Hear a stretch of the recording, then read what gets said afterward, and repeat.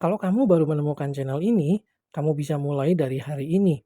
Dan pada tanggal yang sama dengan hari ini, di tahun depan, kamu sudah tamat mendengarkan semua ayat Alkitab lengkap. Ide hebat bukan? Yakobus pasal 3 ayat 1-12. Dosa karena lidah. Saudara-saudaraku, janganlah banyak orang di antara kamu mau menjadi guru. Sebab kita tahu bahwa sebagai guru, kita akan dihakimi menurut ukuran yang lebih berat. Sebab kita semua bersalah dalam banyak hal. Barang siapa tidak bersalah dalam perkataannya, ia adalah orang sempurna, yang dapat juga mengendalikan seluruh tubuhnya.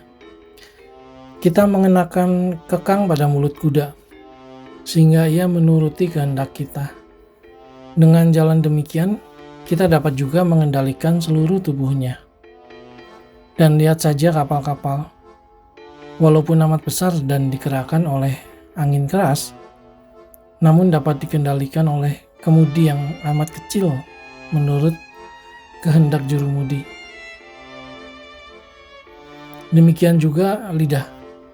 Walaupun suatu anggota kecil dari tubuh, namun dapat memegahkan perkara-perkara yang besar. Lihatlah, betapapun kecilnya api, ia dapat membakar hutan yang besar. Lidah pun adalah api. Ia mempunyai suatu dunia kejahatan dan mengambil tempat di antara anggota-anggota tubuh kita sebagai sesuatu yang dapat menodai seluruh tubuh dan menyalakan roda kehidupan kita. Sedang ia sendiri dinyalakan oleh api neraka. Semua jenis binatang liar, burung-burung serta binatang-binatang menjalar dan binatang-binatang laut dapat dijinakan dan telah dijinakan oleh sifat manusia. Tapi tidak seorang pun yang berkuasa menjinakkan lidah. Ia adalah sesuatu yang buas, yang tak terkuasai, dan penuh racun yang mematikan. Dengan lidah kita memuji Tuhan, Bapa kita, dan dengan lidah kita mengutuk manusia yang diciptakan menurut rupa Allah. Dari mulut yang satu keluar berkat dan kutuk. Hal ini, saudara-saudaraku, tidak boleh demikian terjadi. Adakah sumber memancarkan air tawar dan air pahit dari mata air yang sama? Saudara-saudaraku, adakah pohon ara dapat menghasilkan buah zaitun dan adakah pokok anggur dapat menghasilkan buah ara? Demikian juga mata air asin tidak dapat mengeluarkan air tawar. Yakobus pasal 3 ayat 13-18. Hikmat yang dari atas. Siapakah di antara kamu yang bijak dan berbudi? Baiklah ia dengan cara hidup yang baik menyatakan perbuatannya oleh hikmat yang lahir dari kelemah lembutan. Jika kamu menaruh perasaan iri hati dan kamu mementingkan diri sendiri, janganlah kamu memegahkan diri dan janganlah berdusta melawan kebenaran. Itu bukanlah hikmat yang datang dari atas, tetapi dari dunia, dari nafsu manusia, dari setan-setan. Sebab di mana ada iri hati dan mementingkan diri sendiri, di situ ada kekacauan dan segala macam perbuatan jahat. Tetapi hikmat yang dari atas adalah pertama-tama murni, selanjutnya pendamai, peramah, penurut, penuh belas kasihan dan buah-buah yang baik, tidak memihak dan tidak munafik, dan buah yang terdiri dari kebenaran ditaburkan dalam damai untuk mereka yang mengadakan damai. Yakobus pasal 4 ayat 1-10. Hawa nafsu dan persahabatan dengan dunia. Dari manakah datangnya sengketa dan pertengkaran di antara kamu? Bukankah datangnya dari hawa nafsumu yang saling berjuang di dalam tubuhmu?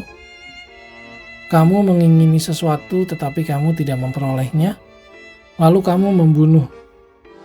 Kamu iri hati tetapi kamu tidak mencapai tujuanmu, lalu kamu bertengkar dan kamu berkelahi. Kamu tidak memperoleh apa-apa karena kamu tidak berdoa. Atau kamu berdoa juga, tetapi kamu tidak menerima apa-apa karena kamu salah berdoa. Sebab yang kamu minta itu hendak kamu habiskan untuk memuaskan hawa nafsumu. Hai kamu orang-orang yang tidak setia, tidakkah kamu tahu bahwa persahabatan dengan dunia adalah permusuhan dengan Allah? Jadi, barang siapa hendak menjadi sahabat dunia ini, ia menjadikan dirinya musuh Allah. Janganlah kamu menyangka bahwa kitab suci tanpa alasan berkata, roh yang ditempatkan Allah di dalam diri kita diingininya dengan cemburu. Tetapi kasih karunia yang dianugerahkannya kepada kita lebih besar daripada itu. Karena itu ia katakan, Allah menentang orang yang congkak, tetapi mengasihani orang yang rendah hati. Karena itu, tunduklah kepada Allah dan lawanlah iblis, maka ia akan lari daripadamu. Mendekatlah kepada Allah dan ia akan mendekat kepadamu. Tahirkanlah tanganmu, hai kamu orang-orang berdosa, dan sucikanlah hatimu, hai kamu yang mendua hati. Sadarilah kemalanganmu, berduka cita dan merataplah. Hendaklah tertawamu kamu ganti dengan ratap dan sukacitamu dengan duka cita. Rendahkanlah dirimu di hadapan Tuhan dan ia akan meninggikan kamu. Yakobus pasal 4 ayat 11-12. Jangan memfitnah orang. Saudara-saudaraku, janganlah kamu saling memfitnah.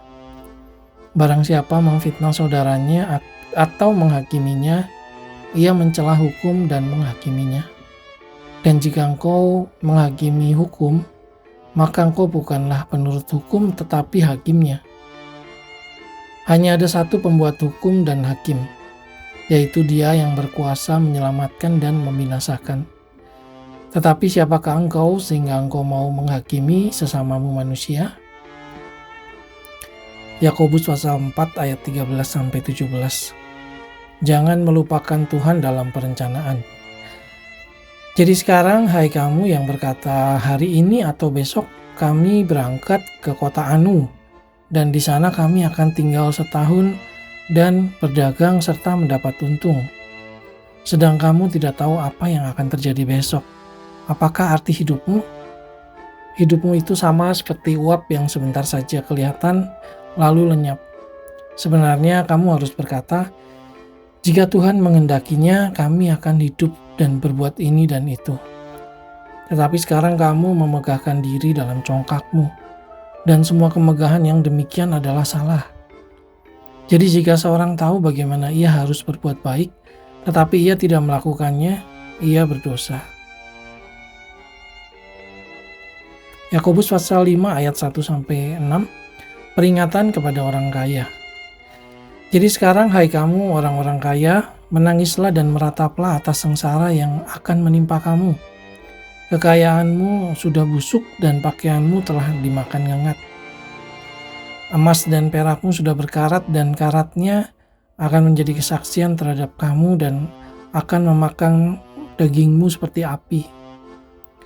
Kamu telah mengumpulkan harta pada hari-hari yang sedang berakhir.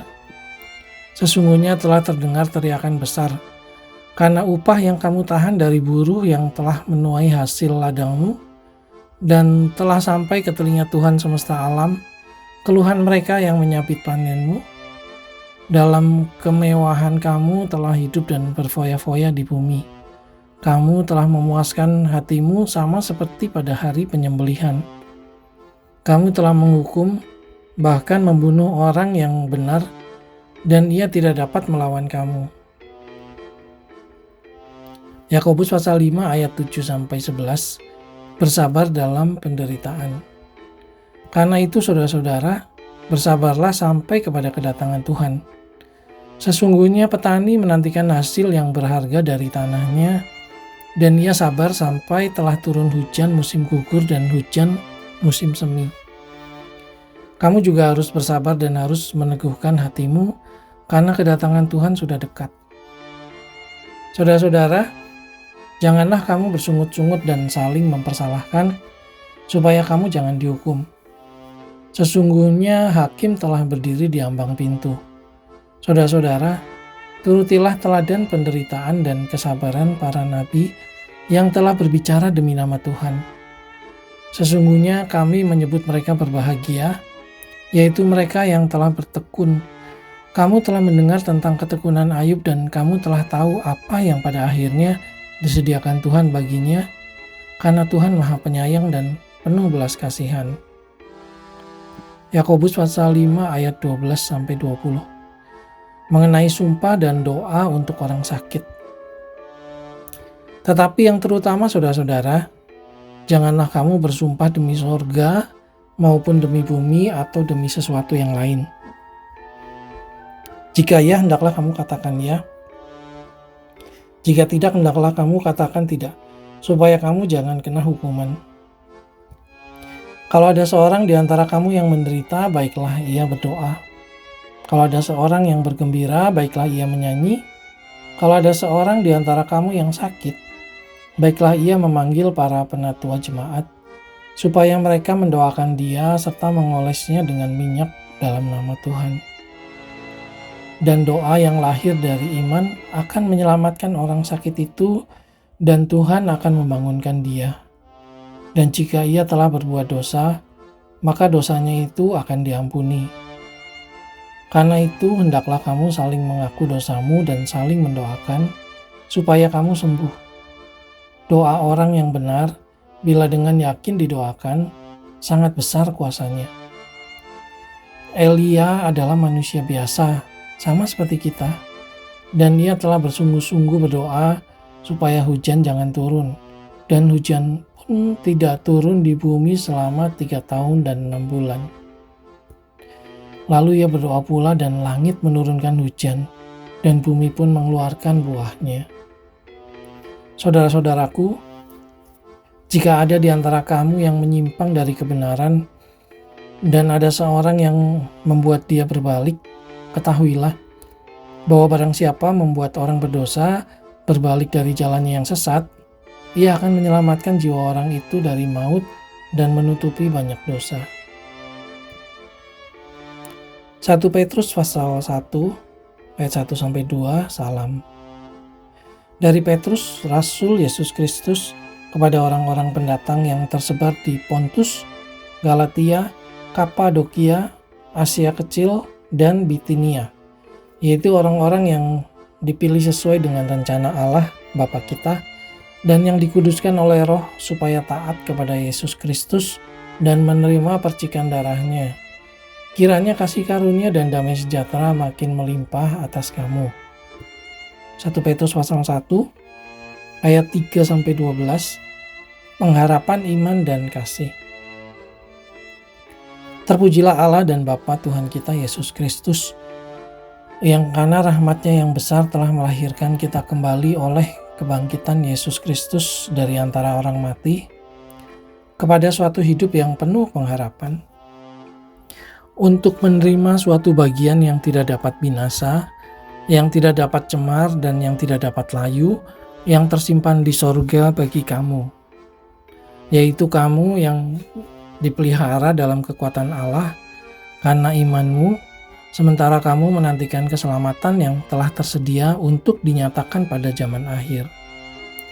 Bergembiralah akan hal itu, sekalipun sekarang ini kamu seketika harus berduka cita oleh berbagai-bagai pencobaan.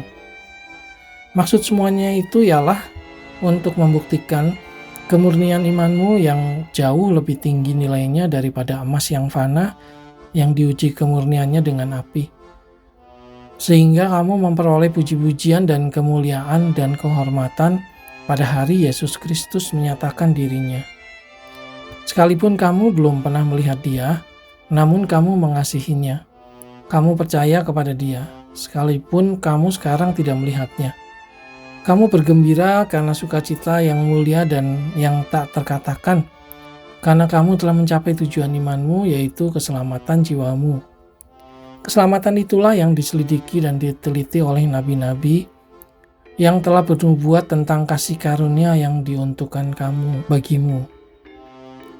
Dan mereka meneliti saat yang mana dan yang bagaimana yang dimaksudkan oleh Roh Kristus yang ada di dalam mereka, yaitu Roh yang sebelumnya memberi kesaksian tentang segala penderitaan yang akan menimpa Kristus dan tentang segala kemuliaan yang menyusul sesudah itu.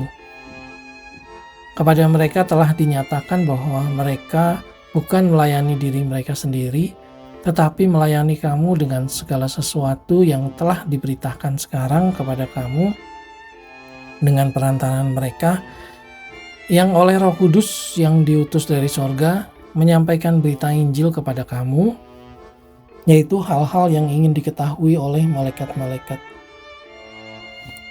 1 Petrus pasal 1 ayat 13-25, kekudusan dan kasih persaudaraan. Sebab itu, siapkanlah akal budimu, waspadalah dan letakkanlah pengharapanmu seluruhnya atas kasih karunia yang dianugerahkan kepadamu pada waktu penyataan Yesus Kristus. Hiduplah sebagai anak-anak yang taat dan jangan turuti hawa nafsu yang menguasai kamu pada waktu kebodohanmu. Tetapi hendaklah kamu menjadi kudus di dalam seluruh hidupmu, sama seperti Dia yang kudus yang telah memanggil kamu. Sebab ada tertulis, kuduslah kamu sebab aku kudus. Dan jika kamu menyebutnya Bapa, yaitu Dia yang tanpa memandang muka menghakimi semua orang menurut perbuatannya, maka hendaklah kamu hidup dalam ketakutan selama kamu menumpang di dunia ini. Sebab kamu tahu bahwa kamu telah ditebus dari cara hidupmu yang sia-sia yang kamu warisi dari nenek moyangmu itu, bukan dengan barang fana, bukan pula dengan perak atau emas, melainkan dengan darah yang mahal, yaitu darah Kristus, yang sama seperti darah anak domba yang tak bernoda dan tak bercacat. Ia telah dipilih sebelum dunia dijadikan, tetapi karena kamu, Ia baru menyatakan dirinya pada zaman akhir. Oleh Dialah kamu percaya kepada Allah yang telah membangkitkan Dia dari antara orang mati dan yang telah memuliakannya, sehingga imanmu dan pengharapanmu tertuju kepada Allah. Karena kamu telah menyucikan dirimu oleh ketaatan kepada kebenaran, sehingga kamu dapat mengamalkan kasih persaudaraan yang tulus ikhlas, hendaklah kamu bersungguh-sungguh saling mengasihi dengan segenap hatimu. Karena kamu telah dilahirkan kembali, bukan dari benih yang fana, tetapi dari benih yang tidak fana, oleh firman Allah yang hidup dan yang kekal. Sebab semua yang hidup adalah seperti rumput, dan segala kemuliaannya seperti bunga rumput. Rumput menjadi kering dan bunga gugur, tetapi firman Tuhan tetap untuk selama-lamanya. Inilah firman yang disampaikan Injil kepadamu. 1 Petrus pasal 2 ayat 1-10, Yesus Kristus batu penjuru. Karena itu buanglah segala kejahatan, segala tipu muslihat dan segala macam kemunafikan, kedengkian dan fitnah. Dan jadilah sama seperti bayi yang baru lahir, yang selalu ingin akan air susu yang murni dan yang rohani, supaya olehnya kamu bertumbuh dan beroleh keselamatan. Jika kamu benar-benar telah mengecap kebaikan Tuhan, dan datanglah kepadanya batu yang hidup itu, yang memang dibuang oleh manusia, tetapi yang dipilih dan dihormat di hadirat Allah. Dan biarlah kamu juga dipergunakan sebagai batu hidup untuk pembangunan suatu rumah rohani, bagi suatu imamat kudus, untuk mempersembahkan persembahan rohani yang karena Yesus Kristus berkenan kepada Allah. Sebab ada tertulis dalam kitab suci, sesungguhnya aku meletakkan di Sion sebuah batu yang terpilih, sebuah batu penjuru yang mahal, dan siapa yang percaya kepadanya tidak akan dipermalukan. Karena itu bagi kamu yang percaya, ia mahal, tetapi bagi mereka yang tidak percaya, batu yang telah dibuang oleh tukang-tukang bangunan telah menjadi batu penjuru, juga telah menjadi batu sentuhan dan suatu batu sandungan. Mereka tersandung padanya, karena mereka tidak taat kepada firman Allah, dan untuk itu mereka juga telah disediakan.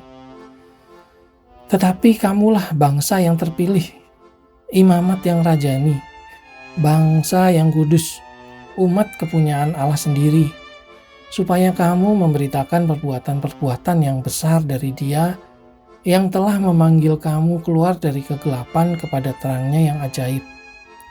Kamu yang dahulu bukan umat Allah, tetapi yang sekarang telah menjadi umatnya, yang dahulu tidak dikasihani, tetapi yang sekarang telah beroleh belas kasihan. Ayo, tunggu apa lagi?